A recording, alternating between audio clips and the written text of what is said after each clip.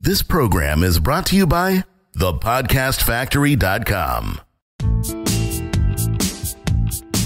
You're listening to the Pretend You're Fired Today podcast. And now, here's your host, Lisa Rangel.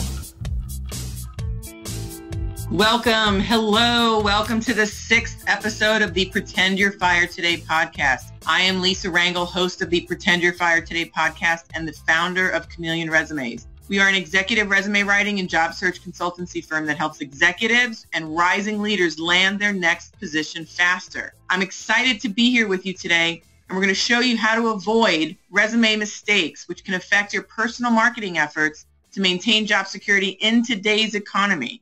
In the past episodes, we talked about the only way you can truly protect yourself from job loss is to pretend you're fired today. Pretend you're fired today and make a list of activities you would do to start finding your next job and start doing them while you're working. Always having this list in the works, having your resume ready, your profile done, your network primed. This is the best path to always be working, have career continuity, and not have gaps between employment.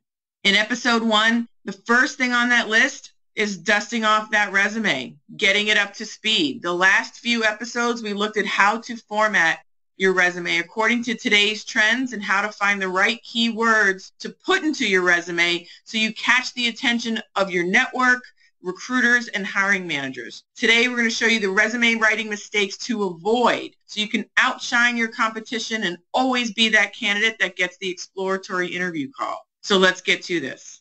Now, not knowing how to format a resume can easily cost you that exploratory interview call. And simply put, at this stage in the game, in your career, you should have a killer resume ready to go. But there's so much confusion out there as to what a killer resume looks like that even experienced professionals and executives fumble. So I'm going to walk you through some key mistakes that I see people make, and you're going to want to avoid these key mistakes by following these 5 tips that we're going to go over today. And this way you're going to be ahead of the game and ahead of your competition. So here goes.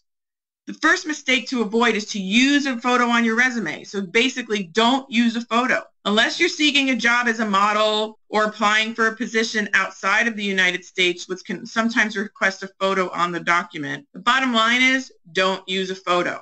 It's not wise to give anyone in a decision-making role the opportunity to judge you prematurely based on appearances. And on the opposite end of it, you can have the best photo in the world, but if the HR person or the hiring manager doesn't necessarily like it, unfortunately, you may not get a call. Whether it's right or wrong, sometimes it's just human nature. Many HR departments, as a result, will automatically trash resumes with photos in an effort to avoid any chance of preference or discrimination. They don't want that perception. Additionally, images can actually choke the resume scanning software that companies use to receive and organize resumes. So in other words, if you send a resume with a picture, the HR department may not ever receive it because the system couldn't scan it. So for this reason too, you should also avoid a photo. The second mistake that many people make is they don't have a title on their resume. You must include a title. Sending a resume for a high-level position without a title may cost you an exploratory interview call or the actual interview call. The reason being is you're failing to give the person glancing at your resume any idea of what job you were targeting or what you were looking for. You're leaving it up to them to decide where you fit in their company, and they may not take the time to do that, or it may not be clear to them. You can fix this problem by using a descriptive title at the top of your resume. In prior episodes, you heard me call this prime resume real estate. For instance, if you simply state accounting or you don't have a title up top and it's vague, your accounting-driven resume can refer to any position within the accounting department if you're not clear. Instead, you should write a title at the top: Chief Financial Officer, Accounts Receivable Manager. These are some examples of specific titles that you would either be targeting, or if it's the next level you're going for, it shows the next level that you're targeting. The same concept can be applied to the number of positions across departments, whether you're in marketing or you're in technology. The key is to tell the reader exactly what you do and what you're targeting in a quick manner. And I have a great example on how to format the title on your resume. If you go to resumecheatsheet.com, you will find a viable, real-life resume example that landed interviews and has the title formatted in the manner I'm discussing. So check that out at resumecheatsheet.com. The third mistake that I see often is people forget numbers and measurement on their resume. So don't forget the measurement. They tell the story. One of the best ways to show you're right for the job is to prove it. You can prove it on your resume by using quantitative examples of your accomplishments. The best tactic to produce an achievement on your resume is for every job description, task, or bullet on your resume. I want you to do this. I want you to ask yourself 2 questions. For each bullet on your resume, ask yourself, how did I do a good job? And follow up with, and what did that good job look like? Therein lies the root of your achievement. Another way to come up with a measurable achievement for your resume is to ask yourself one of these 4 questions. How did you make your company money? How did you save the company money? How did you streamline the process of a particular initiative or the workflow within your department? Or how did you contribute to the culture of your organization? This line of thinking gets you to numbers and results in your resume, and this is what sets you apart from your competition because you're describing how well you did that particular task or area of responsibility as opposed to just saying you did it. Some other examples of questions you can ask yourself depending on your discipline or your industry is, were you in the top 1% of salespeople in the organization if you were in sales? Or if you were more in operations, did you make suggestions that increased the productivity of your team? And what did that look like? What was saved? What was the before and after as a result of your efforts? Did you save the company money? Did you suggest a cost-saving initiative? What was the cost savings? These are all stellar examples that allow you to use numbers and measurement. You can also use percentages, and it proves your ability to produce results for that potential employer. The fourth mistake that I see is using an outdated format. Like the one from the College Career Center, the resume from the College Career Center, but now you got like 15, 20, 25 years experience and you've just been adding to that resume every so often, but you still have the same format. It's outdated. I mean, even 5 years out of school, if you have 5 years of experience outside of college, it's still an outdated format to use that College Career Center format when you are an experienced professional or executive. You want to use a contemporary format that commands the salary and the level of expertise that you want in your next job. You don't use a college level resume format for a senior level job. Times change and companies want forward-thinking leaders who will take their brand seriously and take it to the next level, because if you take yourself seriously into the next level, they can believe you will take your organization, if they choose to hire you and you choose to join them, that you'll take their organization to the next level as well. One surefire way to get your resume trashed is to submit it in an outdated format. One way to start gravitating towards a contemporary format is get rid of that objective section. Objectives tell an employer what you want in a job, and I'm going to be blunt with you. Employers don't particularly care what you want.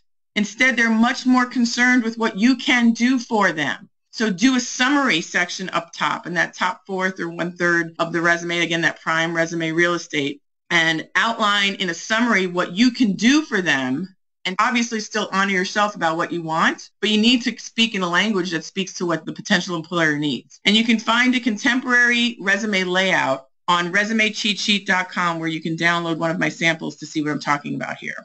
Lastly, you want to use a lot of verbs. The mistake I see, to put it in a mistake light, is that there's a lot of passive topics. There's not a lot of action on a resume when you're describing your wins. Many people forego the use of verbs on their resume and they speak in tasks or topical items. And it leads to confusion to the reader, what it is that you actually did on the job. This is an actual resume bullet that I pulled before resume. And the resume bullet says, management systems for IT department. That's it. That's all it says. I mean, this means anything and nothing all at the same time, right? You can combat this nebulous messaging of what you've been doing from using tasks and shift it to using verbs and action descriptions to what you've done. So you can use the convey action by using action-packed verbs such as lead or led, factor in the tense based on it being a past or present employment experience. You can use words like influenced or pioneered or constructed. This shows that you did more than just manage, but you had clout at your former company or your current company.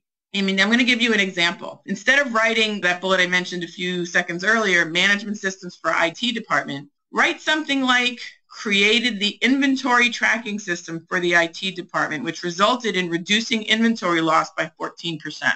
You see the difference there? The second one conveys action. context, and a result. So that's what you want to do. Now that you're armed to avoid mistakes when writing your resume, I'm going to say bravo to you for writing this resume before you need it. And if you're currently not working, don't worry. You now know what to do, and today you can start taking the steps to making your resume stronger. So let's take action on today's episode. If you haven't already, go to resumecheatsheet.com, download the sample that I have there for you to use, and I want you to start comparing your resume to the sample. What do you have that's similar? What do you notice is missing on yours?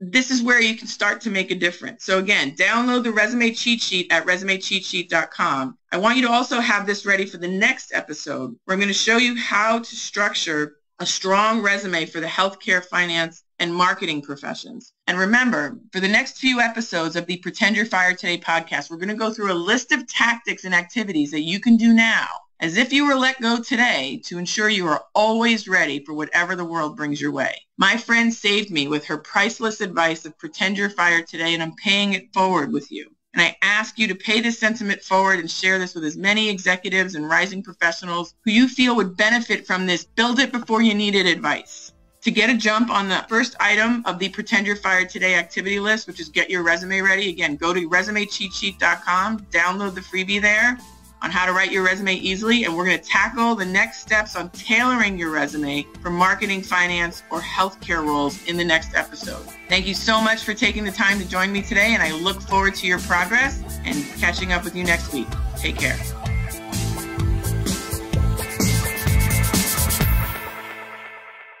This is thepodcastfactory.com.